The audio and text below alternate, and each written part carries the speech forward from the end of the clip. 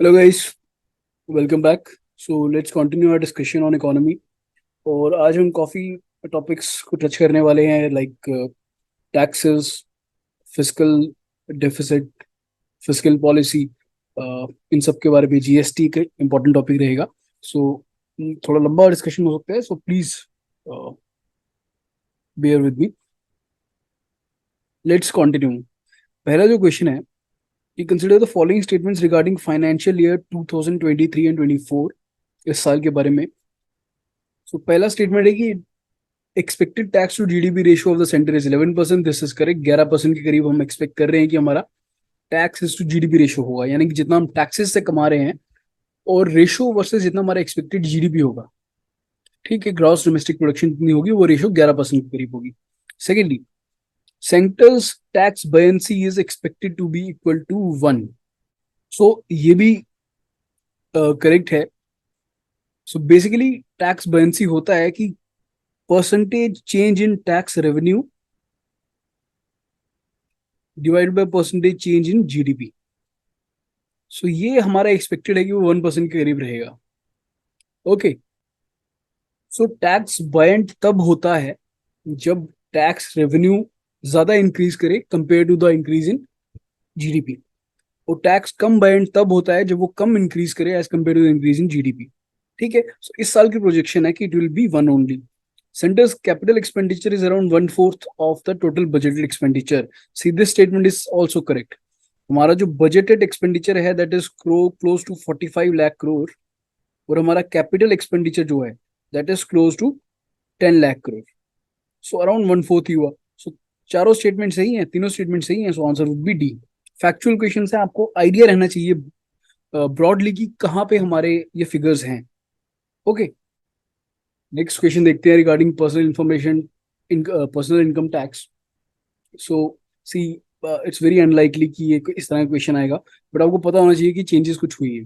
Changes ये हुई हैं कि पहले जो लिमिट थी 5 लाख की, जहां तक कोई टैक्स नहीं लगता था, उसको अब इंक्रीज करके 7 लाख कर दिया गया है। ठीक है। इससे ये हुआ है कि जो लोग इंसेंटिव लेते थे, 5 लाख, सपोज आपकी इनकम 5.5 लाख है, तो आप पीपीएफ वगैरह करवाओगे, आप अलग अलग टैक्सेस, अलग म्यूचुअल फंड्स में इन्वेस्ट करोगे, so that you get extra benefits, जो आईटीआर रिटर्न आपका आता है बाद में। ठीक है। सो उसके लिए अब क्योंकि ये रेंज बढ़ गई है, तो उसके कारण सेविंग्स जो है वो कम हो जाएंगी। ठीक है। सो एक ये रहेगा। Secondly, old PDA regime allows people to claim various exemptions. This is correct. An individual can choose either new और the old income tax regime. ठीक है। हमारे लिए ये बस इतना जानना जरूरी है कि ये दो स्टेटमेंट सही है।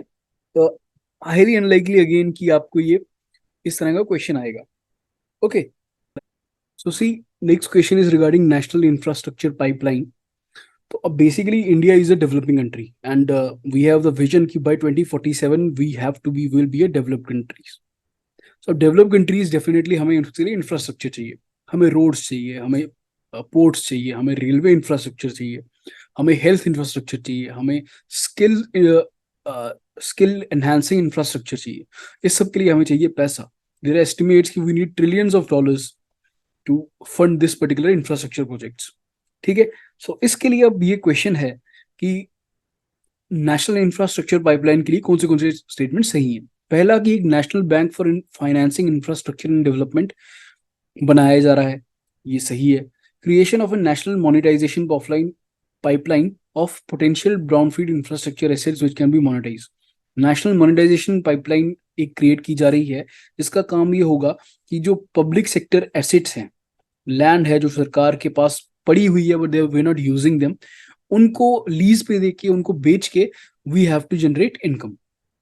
ठीक है। So this is also correct. Nudging states to spend more on infrastructure, ये भी एक पार्ट सही है। So answer would be D, all of the above. I hope this is clear to you. Now let's see next question. Tax revenue collection in our economy depends on which of the following factors. हमारी economy में tax कितना collect हो रहा है और किस पे depend कर रहा है।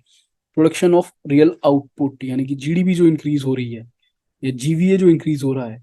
डेफिनेटली अगर हम नई और ज्यादा चीजें प्रोड्यूस करेंगे तो हमारा इनकम बढ़ेगा, उससे रेवेन्यू जनरेट होगा, वो बढ़ेगा, तो ये सही रहेगा।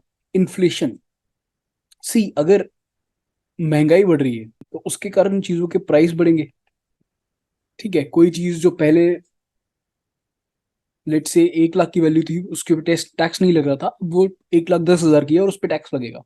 सो इसके कारण जो टैक्स अमाउंट होगा वो भी इंक्रीज होगा। ठीक है। सो अब हम ये भी देख सकते हैं कि जो वैल्यू किसी भी हम जिसके ऊपर इम्पोज टैक्सेस इम्पोज करते हैं, बेसिकली हम वैल्यू पे ही टैक्स इम्पोज करते हैं ना, कि 100 रुपए की चीज है, हमें ये नहीं फर्क पड़ता कि 100 रुपए की एक चीज है या 5 चीजें हैं। सो वैल्यू का जो अ, अगर हम डेफिनेशन देखिए तो वो होगा quantity multiply by price. So quantity हो गया the real output and price हो गया इन्फ्लेशन। सो इन दोनों फैक्टर्स पे वो डिपेंड करेगा। I hope this is correct, this is clear to you. Option would be C. Next is regarding tax buoyancy. Tax buoyancy का हमने देखा है अभी, and this is homework for you guys. अगर किसी को डाउट आता है इस क्वेश्चन में, प्लीज लेट मी नो, क्योंकि हमने टैक्स बयान्सी का डेफिनेशन हमने देख लिया है। अब आपको ये दिमाग लगा के खुद क्वेश्चन करना चाहिए। अगर कोई डाउट आता है तो definitely do ask me. Again next question is also regarding tax buoyancy, और आपको खुद ही करना है। Doubt, I'll definitely cater to those. So what is service charge? Consider the following statements regarding service charge levied by hotels and restaurants. अगर आप अपने किसी भी होटल में खाना खा रहे हैं तो उसके ऊपर एक आप बिल पे देखिए कई बार सर्विस चार्ज का एक ऑप्शन रहता है। So basically that is money that they are charging for providing a service. हम वहां पे बैठ के खा रहे हैं, वेटर्स हमें सर्व कर रहे हैं, हमें इंफ्रास्ट्रक्चर दे रहे हैं, तो वो जो सर्विस के लिए they are charging, that is service charge. So it is not a tax, it is not a tax, this is a source of revenue for the restaurant. और ये गवर्नमेंट को कोई इनडायरेक्ट टैक्स नहीं है, सो ये statement गलत रहेगा। Presently hotels and restaurants have been denied to collect service charge. नहीं, कुछ गाइडलाइंस आई थी जिनके तहत इनको डिनाई किया जा रहा था, बट हाई कोर्ट ने कहा, one of the high courts, I think Delhi high court था, जिसने कहा कि आप सर्विस चार्ज लगाने से किसी रेस्टोरेंट को डिनाई नहीं कर सकते, but they have to make it clear. उनको दिखाना पड़ेगा कस्टमर को कि हम इतना सर्विस चार्ज कर रहे हैं। और अगर customer, if customer is not happy, they always have the option of not going to the particular restaurant. और सेकेंडली, कि जो टेक आउट्स हैं, जो आपको डिलीवरीज होती हैं, उस पर यह सर्विस चार्ज नहीं रखता। ठीक है, so this is also incorrect. Hotel and restaurants can levy service charge but not on take away orders, so this is correct and answer would be C. Okay, next statement is regarding public account of India.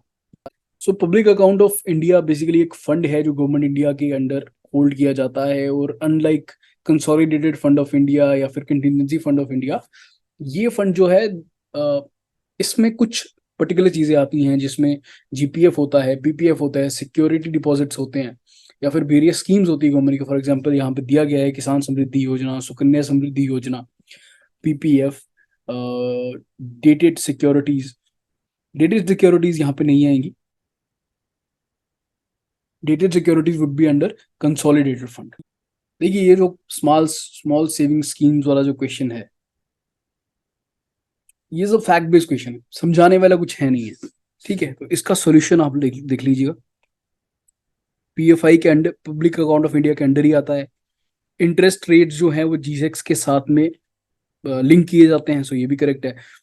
ये जो है is use to lend money to government of India and other agencies like FCA and NHAI, this is also correct.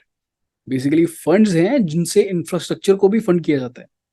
Okay, सो एक बार इनका solution देख लीजिएगा, doubt आए वहां से तो डेफिनेटली यू कैन आस्क। अब एक और इंपॉर्टेंट टॉपिक हमारा आ जाता है, that is fiscal deficit. So fiscal deficit basically होता है कि पिछले एक फाइनेंशियल ईयर में या पिछले एक पर्टिकुलर टाइम में हमारा जो रेवेन्यू जनरेट हो रहा है, that is less than the expenditure. और जितना ये कम होगा वो हमारा फिस्कल डेफिसिट होगा। सपोज हम 100 करोड़ का रेवेन्यू जनरेट कर रहे हैं और 110 करोड़ का हम खर्चा कर रहे हैं, एक्सपेंडिचर कर रहे हैं। सो जो 110 करोड़ होगा ना, सो जो 10 करोड़ का जो डेफिसिट होगा, that would be fiscal deficit. Okay, so basically इसका डेफिनेशन होता है is equal to expenditure minus receipts, यानी कि एक्सपेंडिचर माइनस रेवेन्यू। ओके, बाकी इसके और भी फॉर्मुलाज होते हैं, अलग अलग तरह का डेफिसिट भी कई बार आ जाता है। सो इसके रिगार्डिंग हम स्टेटमेंट्स अगर हम देखें, it is fiscal deficit is equal to total expenditure minus total receipts. ठीक है। सी अब यहाँ पे एक चीज का डिफरेंस आपको पता होना चाहिए कि हालांकि ये सही है, बट टोटल रिसीट्स जो है ना, अब रिसीट्स में एक और चीज आती है, दैट इज लोन्स या बोरोइंग जो हम लेते हैं। अगर हम वर्ल्ड बैंक से कोई लोन ले रहे हैं, that is also our receipt. ठीक है। और वो इस फिस्कल डेफिसिट में इंक्लूड नहीं किया जाता, उसको हमने पहले ही देख लिया कि that is part of capital account. ये हमारे लिए एक एसेट की तरह काम आएगा। सो इसको हम रिसीट्स में इंक्लूड नहीं करते। ठीक है। So this statement is incorrect. Total expenditure minus receipts excluding borrowings, this is also correct. Revenue deficit plus capital expenditure minus non-debt creating capital receipts. Okay. Fourth is correct, it is equal to total borrowing, क्योंकि हम जितना deficit होगा उसी को हम बाहर से बोरो करेंगे सो दैट हम उसको फंड कर पाए। ओके। अब एक बार देख लेते हैं जरा कि ये कहना क्या चाहता है। सी अगर आप सॉल्यूशन में देखेंगे तो ये आपके सामने आएगा, fiscal deficit is equal to total expenditure minus total receipts except borrowings. ठीक है। अब टोटल एक्सपेंडिचर जो है, हम कितना खर्च रहे हैं, उसमें दो तरह का होगा। एक जो रेवेन्यू एक्सपेंडिचर हो गया, रेवेन्यू एक्सपेंडिचर हमने पहले ही देख लिया है, अगर नहीं आपको याद है तो पिछले लेक्चर्स फिर से एक बार रिवाइज कीजिए कि वो एक्सपेंडिचर जो हमारे लिए कोई एसेट क्रिएट नहीं कर रहा या फिर हमारी कोई लायबिलिटी कम नहीं कर रहा। Okay. That is revenue expenditure plus capital expenditure जो हमारे लिए कुछ एसेट क्रिएट कर रहा है या लाइबिलिटी कम कर रहा है। फॉर एग्जाम्पल हम कोई मशीन खरीदते हैं, that is part of our capital expenditure. और हम जो अपने इंप्लॉइज को सैलरीज देते हैं, that is part of our revenue expenditure minus revenue receipts. यानी कि सिमिलरली जो हम रेवेन्यू रिसीट्स एक्सेप्ट करते हैं, फॉर एग्जाम्पल हम कोई चीज बेच रहे हैं, उससे जो पैसा आ रहा है that is part of our revenue receipts plus capital receipts. For example हम किसी को लोन दे रहे हैं, उससे जो इंटरेस्ट आ रहा है that is also part of our capital receipts except borrowing. ठीक है। सो अब इसी इक्वेशन को जब आप फेर बदल के देखें तो ये पार्ट आ जाता है, that is revenue expenditure minus revenue receipts plus capital expenditure minus capital receipts except borrowing. अब इस पोर्शन को हम कह रहे हैं रेवेन्यू डेफिसिट, इसको कह रहे हैं capital expenditure minus capital receipts except borrowing. ठीक है। और सबसे सिंप्लीफाइड फॉर्म कि ये जो डेफिसिट होगा पूरा, जो ये पैसा कम ज्यादा हो रहा है उसको, क्योंकि गवर्नमेंट नुकसान में नहीं रह सकती हमेशा, आपको पैसा तो चाहिए ना। अगर आप पैसे कम बना रहे हो और आपका खर्चा ज्यादा है तो आप लोन लोगे बाहर से, वो लोन क्या होगा, that would be total borrowing. Total borrowing would be equal to fiscal deficit. ठीक है। ये चीज अगर आपको क्लियर हो गई तो आपको ये फिस्कल डेफिसिट का कॉन्सेप्ट क्लियर हो जाएगा। और आप ये भी एक चीज जान लीजिए कि टोटल बोरिंग होगी बोरिंग फ्रॉम मार्केट, जो हम डोमेस्टिक मार्केट से उठाते हैं, फॉर एग्जांपल डिफरेंट इंस्टीट्यूशन से, स्मॉल सेविंग बैंक से उठाते हैं, नाबार्ड से पैसा उठाते हैं। ठीक है। बोरोइंग फ्रॉम आरबीआई, आरबीआई एक ऐसा इंस्टीट्यूशन है जहां से सरकार पैसा उठाती है। बोरोइंग फ्रॉम अब्रॉड, आप वर्ल्ड बैंक से लोन लेते हैं, आप आईएमएफ से लोन लेते हैं, आप एक्सटर्नल कमर्शियल बोरोइंग्स के पास जाते हैं, आप म्यूनिसिपैलिटी बॉन्ड्स की तरफ जाते हैं, मसाला बॉन्ड्स की तरफ जाते हैं। These are all external borrowings. ठीक है। So this is basically what fiscal deficit is all about. All right. बाकी इसमें एक्सप्लेनेशन में और भी तरह से समझाया हुआ है। अगर आपको नहीं समझ आ रहा then again do let me know, I try कि आपको ये चीजें। सो आंसर यहाँ पे होगा 2, 3 and 4। Let's see next question, fiscal deficit of government is equal to which of the following. See capital हमने फिस्कल डेफिसिट का देख लिया कि टोटल बोरोइंग के बराबर है। ठीक है। बोरोइंग बेसिकली मींस लोन्स, और लोन्स को हम हमेशा कैटेगरी में रखते हैं कैपिटल रिसीट्स की। ठीक है। बट ये जो कैपिटल रिसीट्स हैं,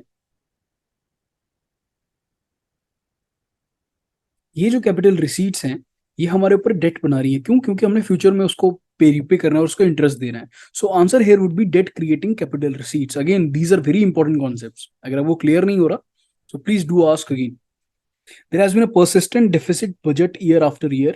Which of the following actions can be taken by the government to reduce deficit? सी जब भी डेफिसिट को कम करना है तो आपको अपना एक्सपेंडिचर कम करना पड़ेगा और अपना रेवेन्यू बढ़ाना पड़ेगा। ये दो ही तरीके हैं, दोनों साथ में कर सकते हैं या फिर एक ज्यादा कर सकते हैं बहुत, एक थोड़ा कम कर सकते हैं, पर आपको इन दोनों में से ही कुछ करना पड़ेगा। ओके, सो लेट्स सी क्या बन सकता है। Reducing revenue expenditure, this is correct. Introducing new welfare scheme, see अगर नई वेलफेयर स्कीम्स लाएंगे तो हमारा रेवेन्यू एक्सपेंडिचर जो है दैट वुड इंक्रीज, क्योंकि जो नई वेलफेयर स्कीम्स होंगी वहां पे कुछ कैपिटल नहीं क्रिएट हो रहा। ठीक है, कैपिटल क्रिएट हो भी रहा है तो सोशल कैपिटल है विच इज नॉट टेंजिबल, जिसको हम कैपिटल की तरह कंसीडर नहीं करते इन इकोनॉमिक टर्म्स। ठीक है। So third is rationalizing subsidies. Rationalization subsidies का मतलब हुआ कि हम सब्सिडीज जो दे रहे हैं उनको प्रॉपरली टारगेट करें, वहां पे वेस्टेज कम हो, जिनको चाहिए उन्हीं को वो सब्सिडी जाए, जिसके कारण आप अल्टीमेटली आपका पैसा बचेगा। So answer would be C, A 1 and 3। Let's see next question. Consider the following statements regarding the government's fiscal deficit. See, पहला है कि इट मे बी इन्फ्लेशनरी। देखिए, आपको ये समझना चाहिए कि जब गवर्नमेंट फिस्कल डेफिसिट कर रही है यानी कि एक्सपेंडिचर ज्यादा है compare to receipts.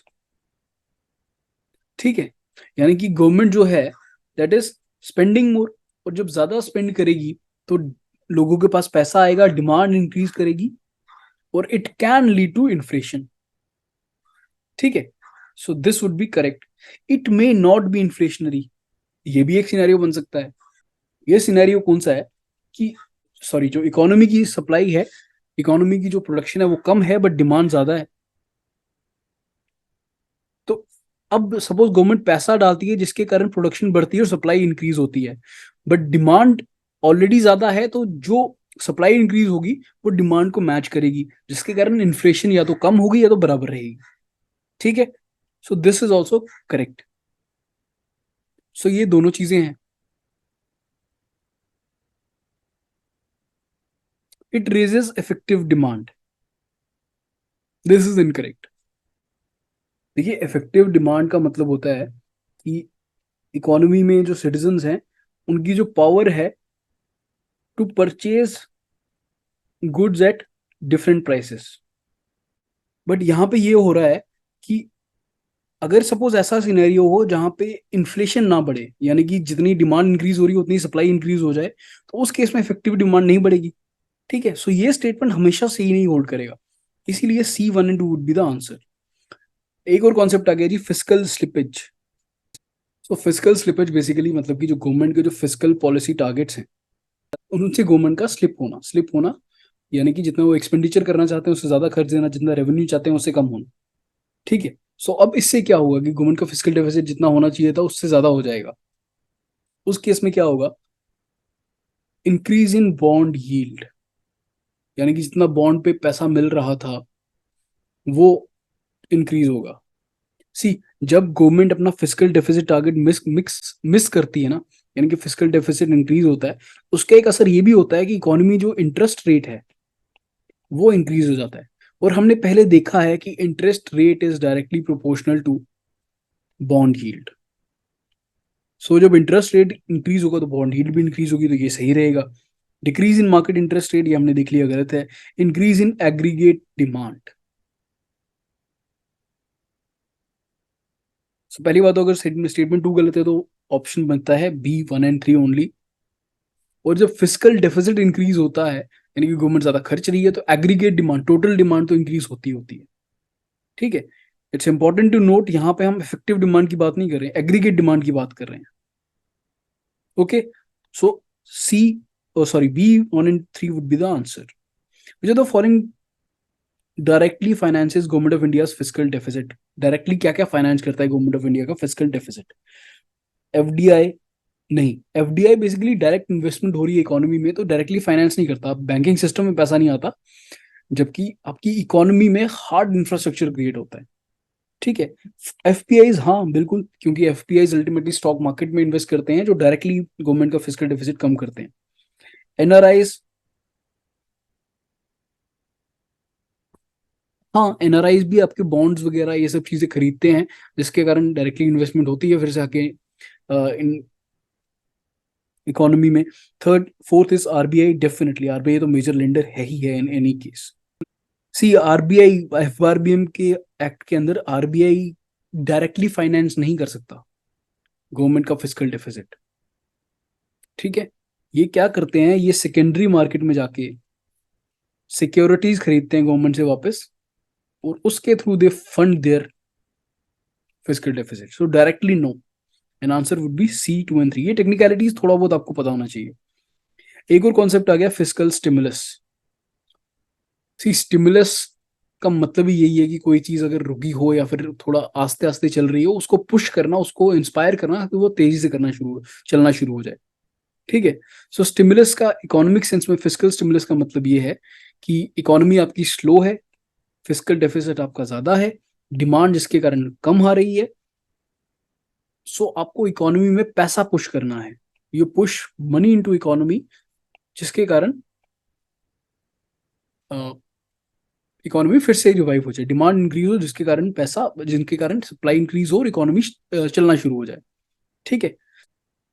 So it is a strategy to boost sluggish economy, ये सही है। आरबीआई पंप्स नहीं, government of India pumps money.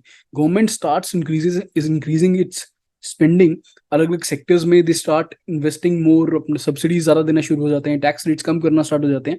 RBI को मनी पंप नहीं करता है सच। ठीक है। Government reduces subsidies, this is incorrect. Subsidies उल्टा इंक्रीज करते हैं ताकि लोगों के पास पैसा खर्चने को बचे। Public increasing, spending increases, this is correct. So answer here would B D 1 and 4। ये आपको होमवर्क करना है, क्योंकि दोनों स्टेटमेंट्स, दोनों कॉन्सेप्ट हमने समझ लिए हैं, the both physical deficit and current account and capital account का। अब आपको ये क्वेश्चन खुद करना है। Okay. Counter cyclical physical policy. So counter cyclical physical policy का मतलब ये है कि इकोनॉमी में ना बूम एंड बस्ट साइकिल्स होते हैं। कुछ साइकिल्स होते हैं जहां पे इकोनॉमी पॉजिटिव रहती है, यानी कि इकोनॉमी थ्राइव कर रही होती है, इकोनॉमी अच्छे से चल रही होती है, ग्रोथ रेट अच्छा होता है। कुछ होते हैं जहां पे इकोनॉमी नेगेटिव साइकिल में होती है, यानी कि वहां पे उस टाइम पे ग्रोथ रेट कम होता है, जिसके कारण डेफिनेटली इकोनॉमी में और सोसाइटी में काफी इश्यूज रहते हैं, अनएम्प्लॉयमेंट बढ़ जाता है, इन्फ्लेशन बढ़ जाती है। सो इन सब को काउंटर करने के लिए गवर्नमेंट के पास मेथड्स होते हैं। They pump money so as to increase demand और सप्लाई। इनके इंटरेस्ट रेट्स कम कर देते हैं या ज्यादा कर देते हैं, डिपेंडिंग कि वो क्या चाहते हैं, कि वो जो ऑलरेडी पॉजिटिव साइकिल है वो और ज्यादा पॉजिटिव हो जाए, या पॉजिटिव साइकिल इतना आउट ऑफ कंट्रोल ना चले जाए कि वो बाद में दिक्कत क्रिएट करे। सो अगर वो जो पॉजिटिव साइकिल को पॉजिटिवली पुश करेंगे, यानी कि वो और पैसा डालेंगे ताकि लोग और खरीदना शुरू कर दें, that would B pro cyclical policy. यानी कि अब जो साइकिल में जिस तरह का ग्रोथ हो रहा है उसी को ही पुश कर रहे हैं। जब आप ग्रोथ को काउंटर करना स्टार्ट कर देते हैं, फॉर एग्जाम्पल यहाँ पे नेगेटिव साइकिल है, आप पैसा पुश करेंगे जिसके कारण ये नेगेटिव साइकिल कम हो जाए, और आप कोशिश करेंगे कि नेगेटिविटी को, जो जीडीपी कम हो रही है उसको धीरे धीरे करते करते पॉजिटिव साइकिल मिल जाए। ये जो मूव होता है दैट इज काउंटर साइक्लिकल, यानी कि जो इकोनॉमी का साइकिल चल रहा है उसके ऑपोजिट आप अपनी फिजिकल पॉलिसी रखें और इकोनॉमी का डायरेक्शन चेंज करें। ठीक है। सो स्टेटमेंट कौन से सही रहेंगे यहाँ पे? Government uses the counter cyclical policies to cool down economy during boom. Definitely देखिए, अगर इकोनॉमी बहुत तेजी से ग्रो कर रही है तो उसके कारण भी काफी सारी दिक्कतें हो सकती हैं। ठीक है। इकोनॉमी तेजी से ग्रो कर रही है बट आपके पास डिमांड नहीं है, तो उस केस में देर इज अ चांस कि वो जो बूम है वो फट जाए। ठीक है। वो जो बबल जिसको कहते हैं दैट माइट गेट बर्स्ट। सो वो डेंजरस सिनेरियो है। So this is also correct. Counter cyclical policy, government increasing spending and reducing taxes during economic slow down. हाँ, क्योंकि इकोनॉमिक स्लो डाउन में क्या होता है कि आपकी डिमांड एकदम जीरो हो जाती है और उसके कारण सप्लाई भी, जो इंडस्ट्रियल मैन्युफैक्चरिंग है वो भी जीरो हो जाती है, बहुत कम हो जाती है। तो आप क्या करते हैं, आप पैसा पुश करते हैं मार्केट में so that people start buying things and ultimately industry will start producing, जिसके कारण जॉब्स होंगी और आप एक पुअर साइकिल, जो नेगेटिव साइकिल है, उसको पॉजिटिव में कन्वर्ट करना चाहते हैं। सो इस केस में दोनों स्टेटमेंट सही हैं। Consider the following statement regarding fiscal consolidation policy. See, fiscal consolidation policy is nothing. It is effort by government to reduce fiscal deficit. बस अब इसके बेसिस पर कोई आगे वाले क्वेश्चन स्टेटमेंट्स देखिए, क्वेश्चन कीजिए, हो जाना चाहिए। Consider the select the correct statement regarding physical dominance. एक और कॉन्सेप्ट आ गया। देखिए, फिस्कल डोमिनेंस तब होता है जब आरबीआई अपने मॉनेटरी पॉलिसी टूल्स को इस तरह से यूज करे कि वो गवर्नमेंट की जो इंटरेस्ट हैं फिस्कल पॉलिसी के रिगार्डिंग उनको सर्व करे, रादर देन इकोनॉमी क्या चाहती है।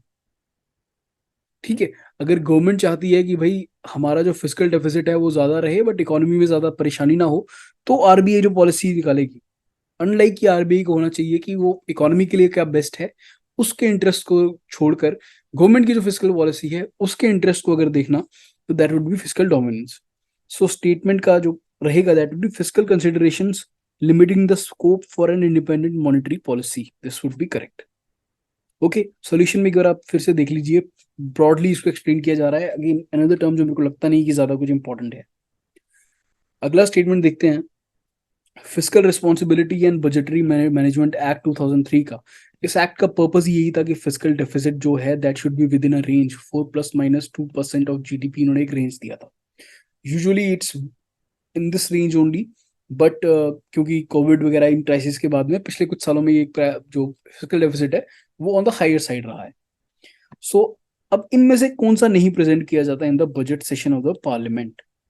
ठीक है, सो बजट सेशन में ना तीन चीजें प्रेजेंट की जाती हैं। पहला, medium term fiscal policy statement, fiscal policy strategy statement and macro economics framework statement. ठीक है, ये जो medium term expenditure framework statement है ये नहीं प्रेजेंट किया जाता, बस यही आपको जानने की जरूरत है। अगला कॉन्सेप्ट देखते हैं, एक और इंपॉर्टेंट कॉन्सेप्ट है regarding monetization of deficit. Monetization of deficit का मतलब ये हुआ कि गवर्नमेंट का जो फिजिकल डेफिसिट है इसको फंड कर रहा है आरबीआई बाय प्रिंटिंग मनी। ठीक है, मनी तो प्रिंट करना तो आरबीआई की पावर है। सो आरबीआई को गवर्नमेंट बोलती है कि हमें फाइनेंस चाहिए टू फंड और फिजिकल डेफिसिट, हमारा खर्चा ज्यादा है। सो आरबीआई क्या करेगा, वो मनी ज्यादा प्रिंट करना स्टार्ट कर जाएगा। ठीक है, और उसके बाद क्या करेगा, वो जो मनी एक्स्ट्रा प्रिंट होगी वो फिजिकल डेफिसिट को फंड करेगा by buying government securities in primary market. ठीक है, so first statement is correct, it is allowed as per RBM act 2003 but only under exceptional circumstances. ठीक है, this is correct. It may lead to inflation and macroeconomic instability, हाँ क्योंकि आप पैसा ज्यादा print कर रहे हैं बट इकोनॉमी में सप्लाई पे कुछ चेंज नहीं आ रहा, so it can lead to inflation as well, और इन्फ्लेशन होगा तो इंस्टेबिलिटी भी आएगी। So D is the correct answer. एक इंपॉर्टेंट कॉन्सेप्ट है, ये आपको समझ आ जाना चाहिए। Which of the following may lead to rupee depreciation? Depreciation का कॉन्सेप्ट का फिर से रिवाइज कीजिए और इस क्वेश्चन को सॉल्व कीजिए। डाउट आता है तो बताइए, but again watch the video, पहली दो तीन वीडियो में ही डिप्रिसिएशन का कॉन्सेप्ट हमने पढ़ा हुआ है, तो देखिए कि कौन सी चीज डिप्रिसिएट करेगी।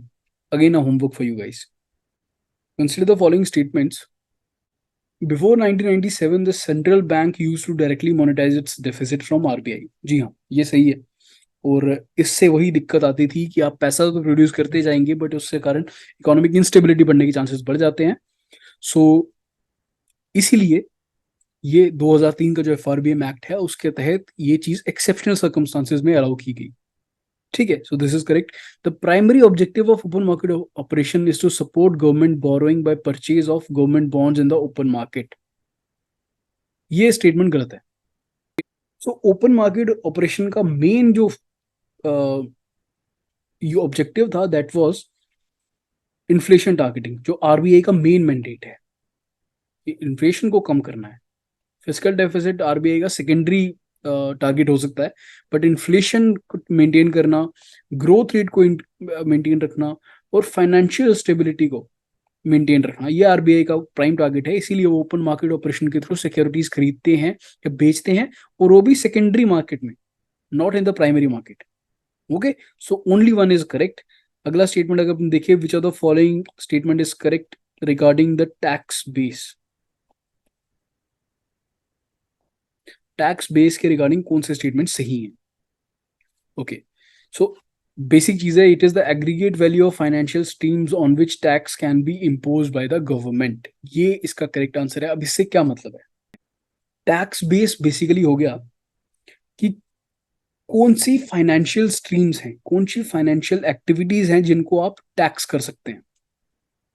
ठीक है, फॉर एग्जाम्पल आज agriculture is not in the tax base, agriculture के ऊपर आप टैक्स नहीं लगा रहे हैं, कल एग्रीकल्चर के अगर आप टैक्स लगाएंगे तो वो भी टैक्स बेस का बात बन जाएगा।